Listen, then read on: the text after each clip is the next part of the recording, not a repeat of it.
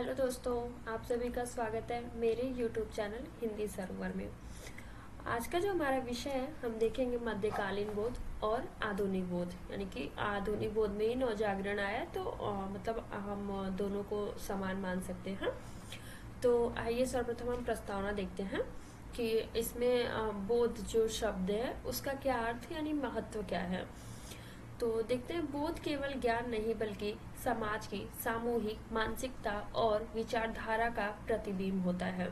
यह एक कालखंड विशेष में लोगों की सोच, उनकी जीवन शैली, सामाजिक नियम और साहित्य को परिभाषित करता है। अर्थात जो बोध है वो केवल ज्ञान का मान नहीं है। अर्थात इसमें ये कहते हैं कि जो हमारी सोच है, हमारी समझ है, वो जिस परिवेश की बात की जा रही है, जैसे कि अगर हम आधुनिक काल की बात करें, मतलब इस टाइम को हम देखें, तो यहाँ के रहने वाले लोग, उनका वेशभूषा, संस्कृति, सोच, उनका जो बात करने का तरीका, तो मानसिकता, मतलब मानसिकता और विचारधारा, यानी कि वो किस प्रकार के विचार रखते हैं अपने अंदर, उनकी मानसिकता क्या है, वो मतलब गलत को गलत, सही को सही, मतलब सोचने समझने की उनकी क्षमता क्या है, किस प्रकार की है, तो हम उसका बोध से आश्रय ले सकते हैं। जैसे कि अगर हम देखें कि आदि काल में, भक्ति काल में, रीति काल में अगर लोगों के हम परिवेश की बात करें, हमने पिछले सेमेस्टर का पढ़ा भी था,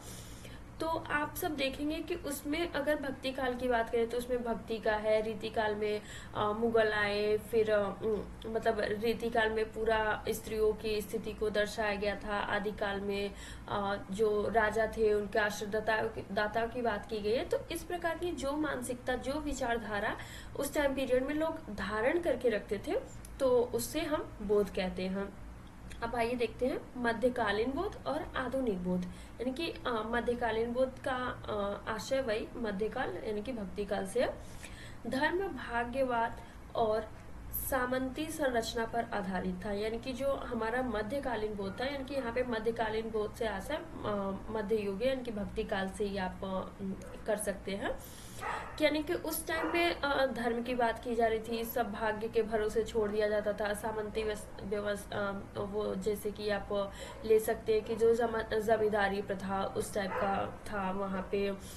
फिर हम आधुनिक बोध में देखें तो तर्क, स्वतंत्रता, लोकतंत्र और वैज्ञानिक दृष्टिकोण से प्रेरित था। जैसे कि अगर आज के समय में हम देखें तो हमारी जो सोचने समझने की क्षमता, तर्क वितर्क और लोकतंत्र है, तो स्वतंत्रता है हमें, और वैज्ञानिक दृष्टिकोण, यानी कि किसी भी चीज पे हम आंख बंद करके विश्वास नहीं कर लेते, उसे हम मतलब वैज्ञानिक तौर पे नापते तौलते हैं, तो उस आधार पे बात की जा रही है। तो आप सब समझ गए होंगे कि मध्यकालीन बोध किस टाइम पीरियड की बात की जा रही है। तो हम पहले देखेंगे मध्यकालीन बोध, यानी कि ये कब से स्टार्ट हुआ और क्या है ये। तो मध्यकाल 10वीं से 18वीं शताब्दी भारतीय समाज में धार्मिकता, सामंतवाद और भक्ति आंदोलन से प्रभावित था। इस काल में साहित्य और समाज में धार्मिक विचारधारा की प्रधानता थी और भक्ति आंदोलन ने समाज को एक नई दिशा दी। अर्थात इसमें भी भक्ति काल की बात की जा रही है कि धार्मिकता, सामंतवाद, भक्ति आंदोलन, यानी कि आप लोगों ने भक्ति काल बहुत अच्छे से पढ़ा था, तो आप उस टाइम को इसमें जोड़ सकते हैं कि उस टाइम पे जैसे सूरदास, तुलसी, कबीर, ये लोग मतलब ईश्वर के गुणगान करते थे। कोई राम को, कोई कृष्ण को ऐसे मान रहे हैं, और जो पूरा वो मतलब काल था वो एक प्रकार से हम कह सकते हैं कि अंधविश्वास में, मतलब जो है भाग्य के भरोसे छोड़ देना, उसमें कोई तर्क नहीं करना, अपने सोच को नहीं वहां पे कि गलत को गलत ठहरा सकते, तो ऐसा कुछ नहीं था। सब भाग्य भरोसे कि जो हो रहा है ठीक हो रहा है, सब ईश्वर कर रहे हैं।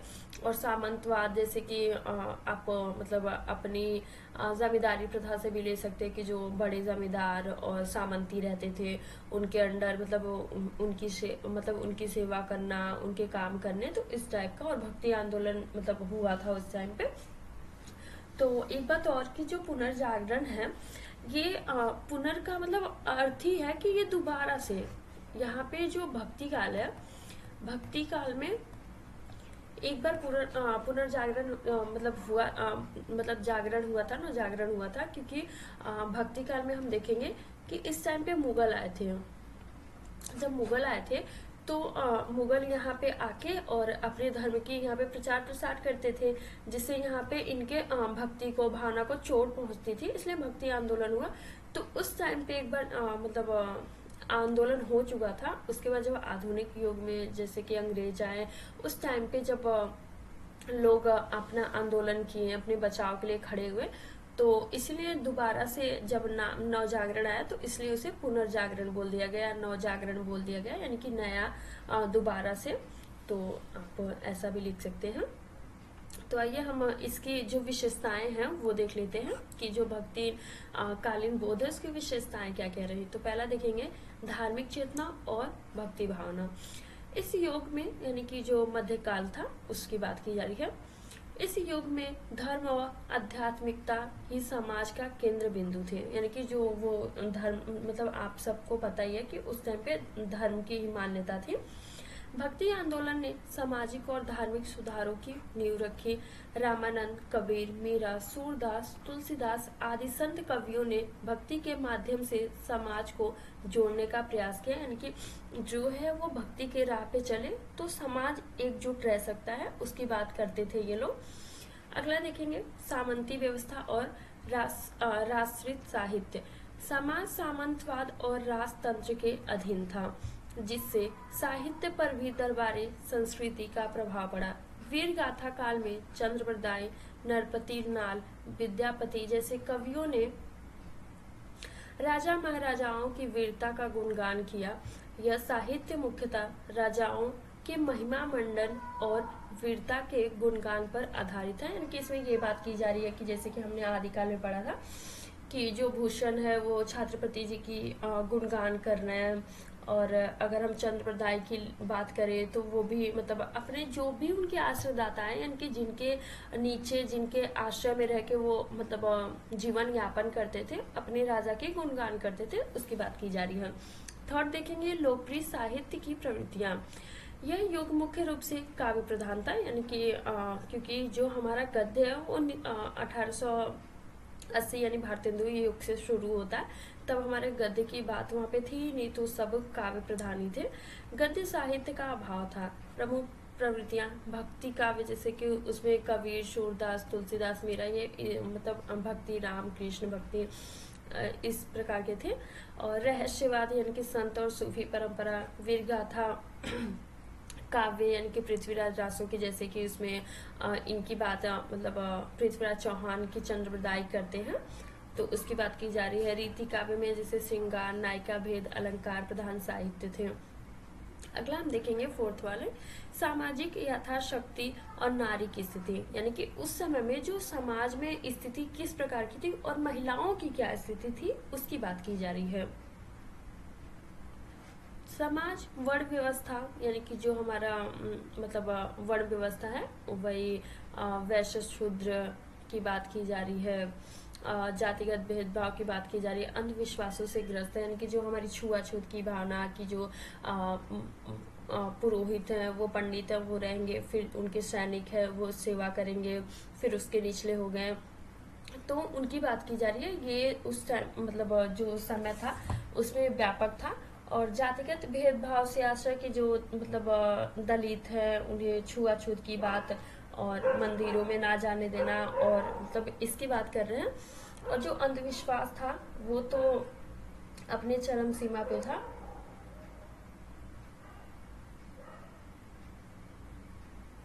मतलब इसमें अंधविश्वास जैसे कि कोई भी अगर बीमारी होता था, जैसे कि मतलब आपको समझने के लिए मैं उदाहरण के रूप में बताती हूँ, जैसे कि हमें चेचक हो जाती है तो उसे भी ईश्वर का रूप मान लेते थे, और उसके लिए भी झाड़ फूक या कुछ भी, कोई बीमार से मतलब बीमारी हुआ फिर भी उसे झाड़ फूक के माध्यम से सही किया जाता था, तो उसकी बात की जा रही है। और साहित्य में इन समस्याओं पर खुली चुनौती कम दी गई। और नारी को पुरुष पर निर्भर आदर्श पतिव्रता या देवी के रूप में चित्रित किया गया है। जैसे कि उस टाइम में नारी की कोई भी मतलब नारी का अस्तित्व था ही नहीं, जो है वो पति है, पति के भरोसे वो जीती थी, मरती थी। पति ना रहा तो उन्हें भी मार दिया जाता, मतलब जला दिया, सती कर दिया जाता था। तो मतलब जो स्त्रियां थी उनका जो जीवन यापन का जरिया उनका पति ही था। या तो उनके देवी के रूप में मतलब पूजा जाता था, बाकी उनकी स्थिति बहुत ही खराब थी। हालांकि मीराबाई जैसे संत कवित्री ने समाज की रूढ़ियों को चुनौती दी, यानी कि जो भक्ति काल में मीराबाई आई, इन्होंने भी अपने जीवन में बहुत कठिनाइयां सही, तब जाके ये कवित्री के रूप में आए। मतलब अपना घर बार छोड़ के, फिर इन्हें ऐसा भी था कि इनके जो मतलब विष दे दिया गया था पीने के लिए। तो ये सब इन्होंने भी जो उस टाइम पे स्त्रियों को जब घर के अंदर रखा जाता था, तब इन्होंने उस समाज को चुनौती दी, यानी कि उनके खिलाफ जाके ये बाहर निकली और मतलब संत कवित्री के रूप में आई। अगला देखते हैं यथाशक्तिवाद। मध्यकालीन साहित्य में समाज की समस्याओं को बदलने की अपेक्षा धार्मिक समाधान प्रस्तुत किए गए। जाति प्रथा, अंधविश्वास और धार्मिक संकीर्णता बनी रही। समाज सुधार की कोई व्यापक चेतना नहीं थी, यानी कि जो जैसा था वैसा ही चलेगा, उसमें कोई बदलाव नहीं होगा। जैसे अगर अंधविश्वास से लोगों की बीमारियां ठीक हो रही हैं, कि मतलब अंधविश्वास से अगर लोग ठीक हो रहे हैं तो वो वैसा ही चलेगा, उसमें कोई बदलाव नहीं आएगा। जो भेदभाव चल रहा है जाति प्रथा का, और मतलब ऊंच नीच का, और मतलब दलित का, उस टाइप का वो चलता ही रहेगा, पर उसमें कोई बदलाव नहीं हो सकता। मतलब उस टाइम पे ऐसी मानसिकता, ऐसी चेतना थी। तो फिर आप सबने समझ लिया होगा कि जो मध्यकालीन बोध है वो क्या है। तो अगला हम पढ़ेंगे आधुनिक बोध। आधुनिक बोध से ही मतलब हम देख सकते हैं कि नवजागरण 18वीं शताब्दी में जब स्टार्ट हुआ, तो उसकी बात आपको आधुनिक बोध से ले सकते हैं, जो कि आज के टाइम में भी है। नवजागरण का अर्थ नवीन जागरूकता या पुनर्जागरण है। आधुनिक बोध का अर्थ केवल नवीन विचारों को अपनाने से नहीं, बल्कि यह समाज, संस्कृति, साहित्य और राजनीति में गहराई से जुड़े मूलभूत परिवर्तन को दर्शाता है। यह परिवर्तन 17वीं से 19वीं शताब्दी के नवजागरण आंदोलन और औपनिवेशिक प्रभाव के कारण भारत में प्रमुख रूप से आया। यानी कि जब मतलब अंग्रेज आए थे भारत में, तब की बात की जा रही है। और जो फर्स्ट टाइम हुआ था भक्ति काल में, वो था जब मुगल आए थे। तो आप ये याद रखिएगा कि उसके कारण से नवजागरण, फिर मतलब जागरण तो हो चुका था, फिर जो दोबारा से पुनर्जागरण हुआ वो जब अंग्रेज औपनिवेशिक मतलब काल आ गया था, उनका प्रभाव पड़ा, तब जाके हुआ।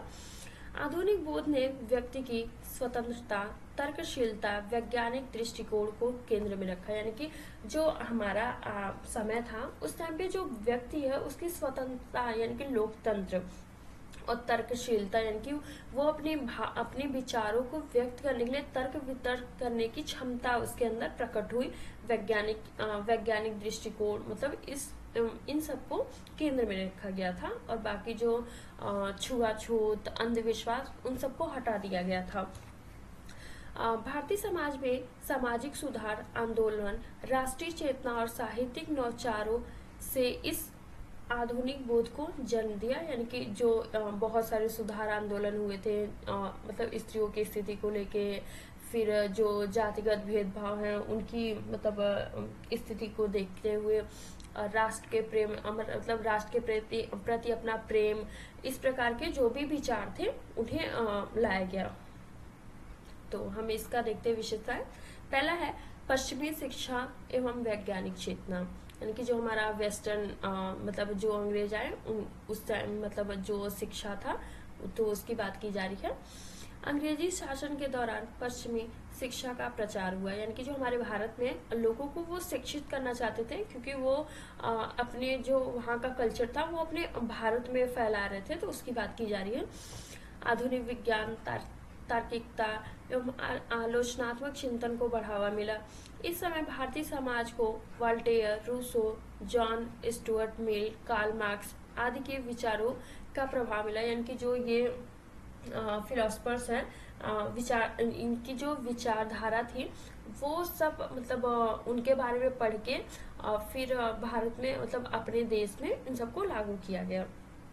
अगला देखते हैं समाज सुधार आंदोलन, मतलब कि समाज सुधार आंदोलन में हम देखें कि राजा राम मोहन राय ने ब्रह्म समाज की स्थापना की, सती प्रथा, बहु विवाह, जातिवाद और अंधविश्वास का विरोध, मतलब इन सबका विरोध किया इन्होंने और ये मतलब स्थापना किया। ईश्वरचंद्र विद्यासागर ने विधवा विवाह को बढ़ावा दिया। स्वामी विवेकानंद ने भारतीय संस्कृति को वैज्ञानिक दृष्टिकोण से प्रस्तुत किया। अम्बेडकर ने मतलब जो अम्बेडकर जी हैं वो जाति प्रथा और दलित उद्धार पर जोर दिया। मतलब जो मतलब दलित है उनसे भेदभाव होता है तो उन सबको हटाया जाए और एक समान रखा गया। अगला देखते हैं राष्ट्रवाद और स्वतंत्रता संग्राम। 1857 के विद्रोह के बाद राष्ट्रीय चेतना तेजी से विकसित हुई। साहित्य में राष्ट्रवाद और स्वतंत्रता की भावना का समावेश हुआ। यानी कि जो हमारा 1857 का क्रांति था उसके बाद जो लोग थे सब में राष्ट्रीय चेतना यानी कि अपने राष्ट्र के प्रति एक मतलब ऐसा कह सकते हैं कि वो जग उठे कि जो हमारे ऊपर अंग्रेज शासन कर रहे हैं उन्हें भगाना है, हमें स्वतंत्र होना है। तो उसकी बात की जा रही है। भारतेंदु हरिश्चंद्र, बाल गंगाधर तिलक, गांधी, सुभाष चंद्र बोस आदि नेताओं ने समाज को जागरूक किया। अगला देखते हैं प्रगतिशील साहित्य और यथार्थवाद। यानी कि मतलब जो जैसा है वैसा ही रहे, मतलब उसमें बढ़ा चढ़ा के या कुछ छुपा के नहीं, जैसा हमारे सामने है उस प्रकार से हमारा साहित्य होना चाहिए। प्रेमचंद, निराला प्रसाद यानी कि जयशंकर प्रसाद, नागार्जुन आदि ने यथार्थवादी और समाज सुधार साहित्य की रचना की। साहित्य में गरीब, दलित, मजदूर, किसान, महिलाओं की समस्याओं पर बल दिया गया। हम देखते हैं जैसे कि प्रेमचंद के कहानियों में यथार्थवादी ने बोला जाता है। इन्होंने गरीब की बात की है, मजदूर, किसान सबकी इन्होंने बात की है। तो इसी प्रकार से हम सभी लेखकों का मतलब करेंगे कि जैसे दलित में अगर हम देखें तो ओम प्रकाश वाल्मीकि की कहानियां पढ़ सकते हैं, उनके उपन्यास।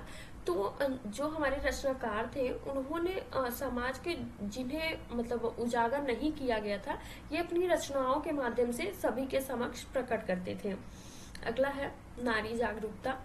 इस काल में महिलाओं को शिक्षा, स्वतंत्रता, समानता की ओर बढ़ने का अवसर मिला। हिंदी साहित्य में महादेवी वर्मा, सुभद्रा कुमारी चौहान आदि ने नारीवाद को स्थान दिया। मतलब कि जैसे कि हमने देखा था मध्य युग में कि नारियों का कोई अस्तित्व ही नहीं है उनके बिना पति के, उन्हें बस एक देवी के रूप में पूजा जाता है और उनका अस्तित्व तभी तक है जब तक उनका पति उनके साथ है। पर उन सब का विखंडन किया गया और जो हमारा आधुनिक यानी कि जो हमारा पुनर्जागरण आया तो इसमें महिलाओं की एक अपना अस्तित्व था, उन्हें अपना मतलब अस्तित्व स्थापित करने की जगह दिए गए, यानी कि शिक्षा, उन्हें पढ़ने लिखने का स्वतंत्रता यानी कि आज़ादी मिली उन्हें कि जो चाहे अपने इच्छानुसार कर सकते हैं। समानता मिली यानी कि स्त्री पुरुषों में समान है, कोई भेदभाव नहीं है।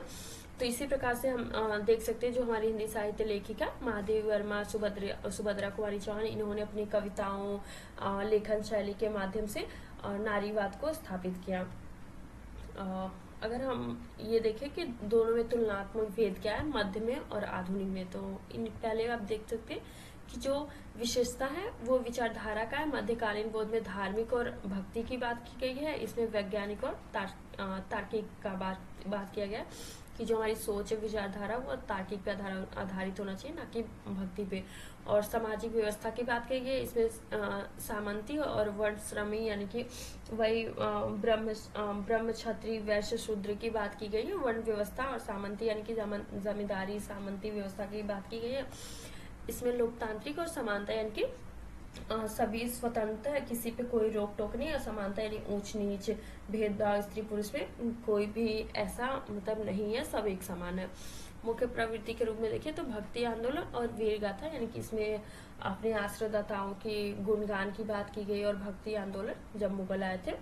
इसमें देखेंगे नव जागरण और समाज सुधार, इसमें जितनी भी समाज में व्यापक कुरीतियां थी उनका खंडन किया गया, मतलब उन्हें हटा दिया गया, जैसे कि सती प्रथा और स्त्रियों की जो स्थिति थी उनको हटा दिया गया था। अगला है साहित्य रूप, इसमें काव्य प्रधानता यानी कि जो भी रचनाएं थी वो काव्य के माध्यम से किया जाता था और ये गद्य क्योंकि 1880-50 जो हमारा टाइम था 18वीं शताब्दी, उस टाइम पे हमारे जो गद्य विधाएं थे, जिसमें पूरे मतलब कहानी, उपन्यास, नाटक इस टाइप का है, और जो मध्यकाल था उसमें बस काव्य, स्त्री विमर्श, नारी की स्थिति गौर थी। मतलब एक प्रकार से आप कह सकते हैं कि नारियों की स्थिति उस टाइम पे मतलब न के बराबर थी, और आज मतलब नारी के अधिकारों पर बल, यानी कि नारियों को मतलब जो स्त्रियां हैं उनको उनके अधिकार मिलना चाहिए, इस बात पे उनको बल दिया गया है।